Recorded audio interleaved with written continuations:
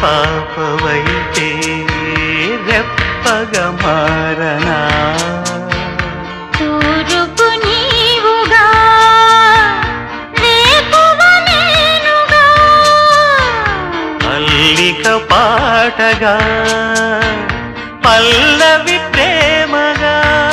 ప్రేమించే పెదవులొకటై పొంగించే సుధలు మనవైతే జగతికే అతిథులే జననమౌదిన ప్రేమ జంటకి